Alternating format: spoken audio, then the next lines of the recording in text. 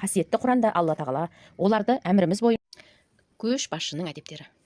Қазіргі уақыттағы ең көп жазылатын тақырыптардың бірі осы көшбасшылық. Әсіресе батыс зерттеушілерінің бұл мәселеде егжей-тегжейлі зерттелген еңбектерін жиі кездестіруімізге болады.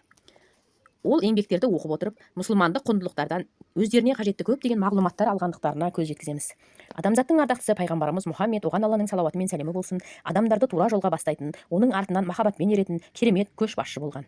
Қасиетті Құранда Алла тағала оларды әміріміз бойынша тура жол көрсететін имам қылып, оларға жақсылық істеуді, намазды орындауды, зекет беруді уақи қылдық. Олар бізге құлшылық қылушы еді деген. Әнбия сүресі 73 аят. Құран аяттары мен пайғамбарымыздың, оған Алланың салауаты мен сәлемі болсын, хадистеріне мән берсек, адамдарды жақсылыққа бастар көшбасшыға тән көптеген сипаттарды көруімізге болады. Кітабымызда басшылық әдептеріне қатысты арнайы тақырып арнаған болатынбыз. Көшбасшылықты басшылық әдептерінен бөлек тақырып ретінде алып отырмыз. Көп адамдар басшы мен көшбасшының синоним ұғымдар ретінде көреді. Алайда екеуінің арасында белгілі бір айырмашылықтар бар.